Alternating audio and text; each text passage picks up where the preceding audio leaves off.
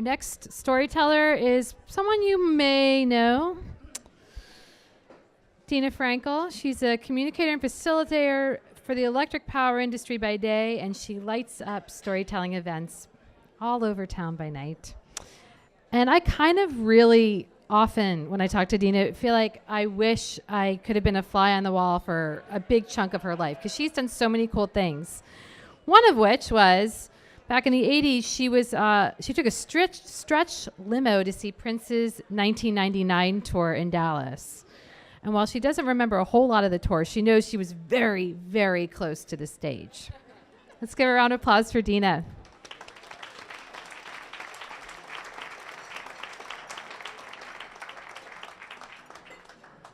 That was one of those, if you remember the 70s, you weren't there things. So it's 2 days before Christmas, and Lisa and I are standing on the corner of West 4th Street and Mercer, leaning against the front of the front wall of the Bottom Line. If some of you know what that is. It was like this iconic music venue in Greenwich Village, sadly not there anymore. We have been standing here for long enough that our hats are covered with snow and we're stomping our feet to keep warm. We're right up against the velvet rope. We're the first people in line, and it's still going to be another half an hour before they're going to open the doors. My friend Lisa is obsessed with a Canadian singer-songwriter named Jane Siberry. She had kind of a cult following. Lisa was definitely one of her disciples.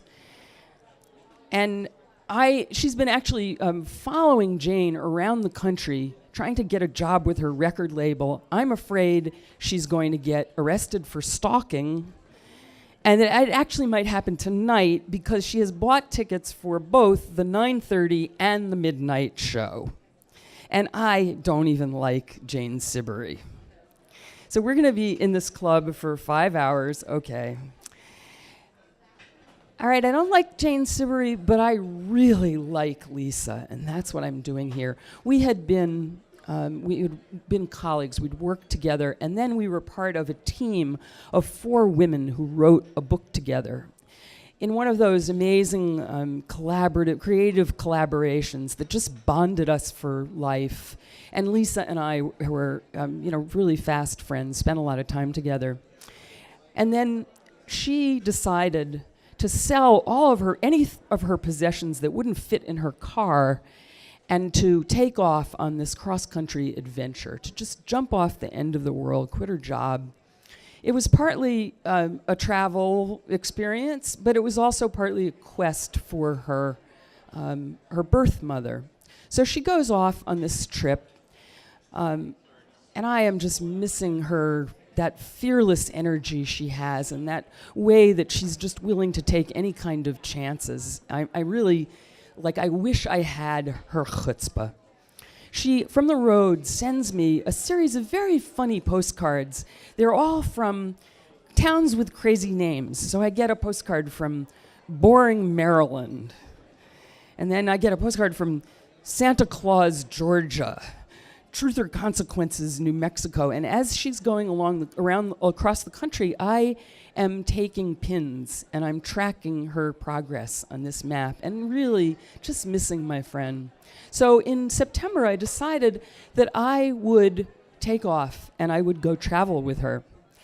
Now, this was just my wimpy version of a vacation, of a adventure, because I wasn't actually quitting my job. I was just taking 2 weeks vacation.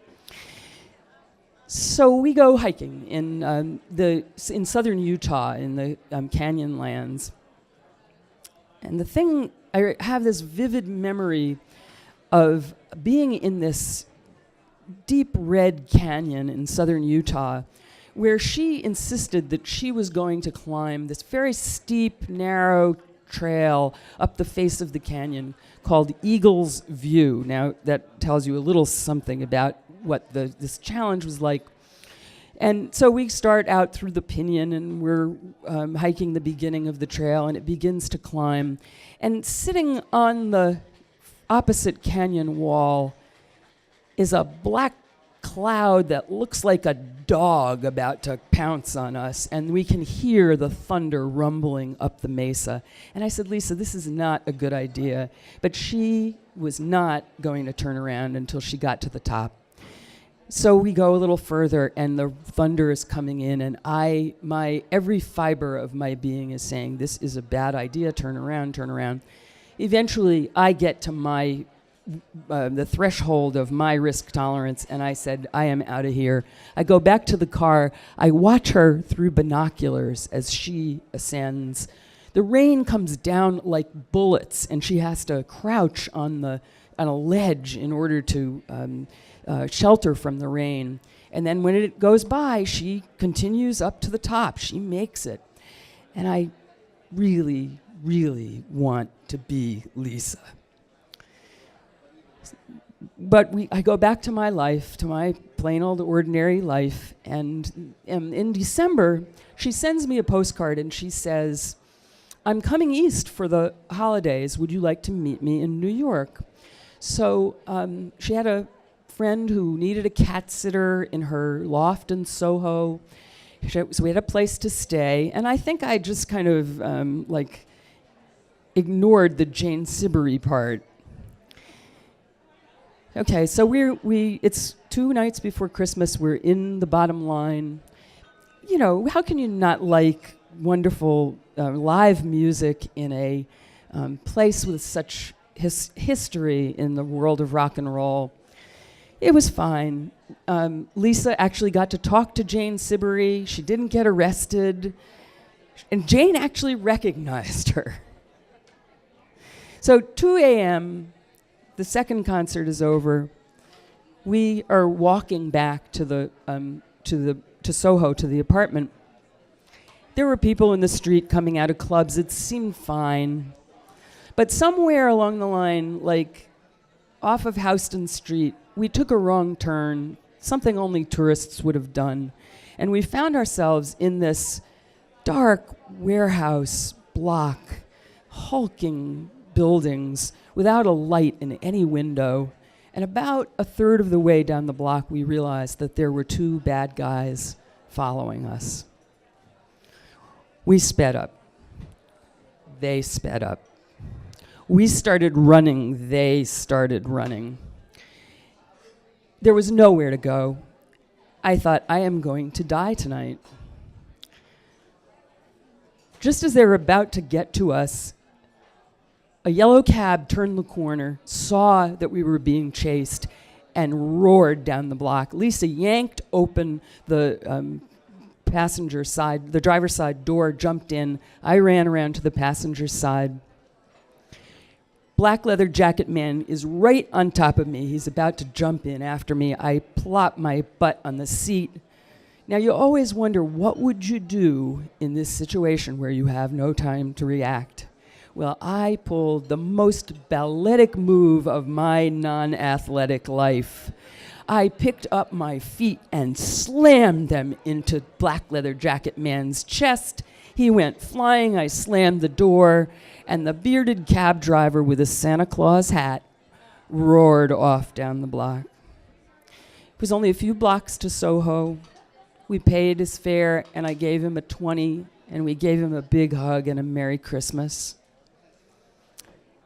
But I could not sleep that night. I saw that city gray dawn come up, and I thought, it's not Christmas, but it feels like last night was a gift of my life, but also some kind of lesson that I really hadn't completely absorbed yet, about understanding the difference between seeking danger and knowing how to face risk, and deciding that my real inner self was brave enough. Thank you.